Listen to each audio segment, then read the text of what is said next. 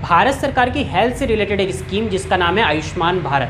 इस कार्ड से रिलेटेड बहुत सारी गलतफहमियां हैं मार्केट में।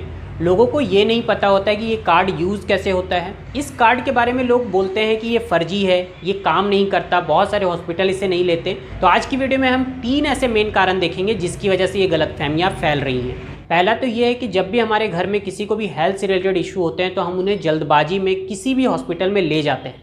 हमें ये नहीं पता होता कि वो हॉस्पिटल प्रधानमंत्री जन आरोग्य योजना से लिंक्ड है या नहीं है, क्योंकि हर एक हॉस्पिटल इस योजना से लिंक नहीं है।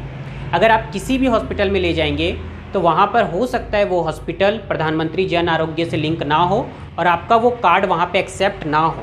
तो इस केस में पेशेंट को ये लगता है कि ये कार्ड फेक है, मगर ऐसा नहीं है। उस हॉस्पिटल में वो कार्ड यूज़ नहीं हो रहा है। तो आपके अगल बगल के हॉस्पिटल लिंक्ड हैं या नहीं है, इसे देखने का बहुत ईजी तरीका है। आप इस गवर्नमेंट की वेबसाइट पर आकर के इसे चेक कर सकते हैं।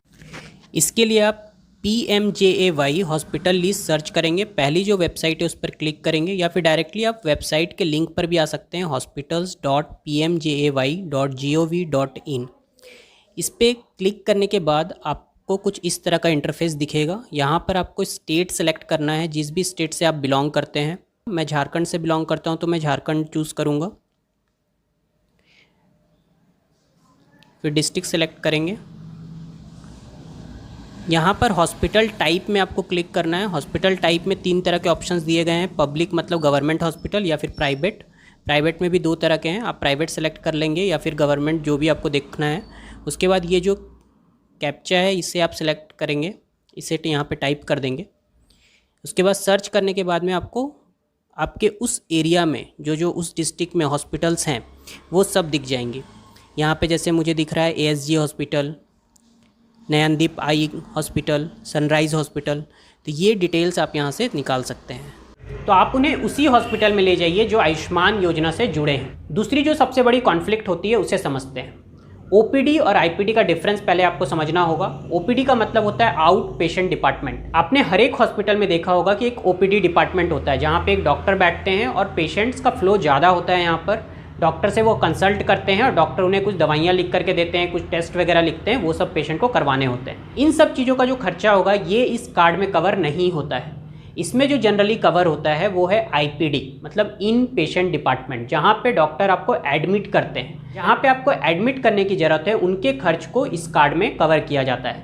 और कुछ ऐसे केसेस भी हैं जहाँ पर आपको एडमिट नहीं किया जाएगा मगर उसका भी कवर होता है।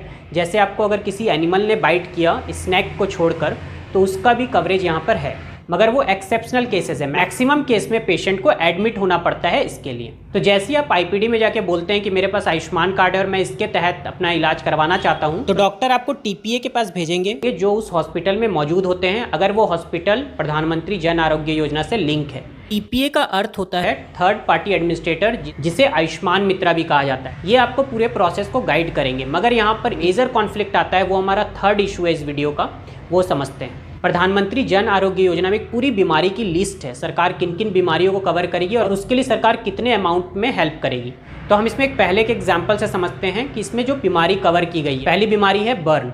तो बर्न अगर किसी को हुआ है तो सरकार इसके लिए सिर्फ 7,000 रुपये कवरेज देती है। मान लेते हैं उसकी इस पर्टिकुलर बीमारी में 10,000 रुपये खर्च हो रहे हैं, दवाई के, बेड चार्ज के, सब कुछ लेकर, मगर सरकार उसे सिर्फ 7,000 का कवरेज देगी, बाकी के 3,000 उसे देने होंगे अपने पॉकेट से। ये जब TPA बताता है तो उन्हें ये समझ नहीं आता। वो ये बोलते हैं कि हमारे कार्ड में 5 लाख रुपए का कवरेज है तो हमारा 10,000 कवर क्यों नहीं होगा। तब वो TPA इस कॉन्फ्लिक्ट से बचने के लिए ये बोल देता है कि हमारे यहाँ कार्ड एक्सेप्ट नहीं हो रहा है, या आपका लिंक काम नहीं कर रहा है, आपकी ID ठीक नहीं है। इस तरीके से बोल करके वो कॉन्फ्लिक्ट से बच जाता है।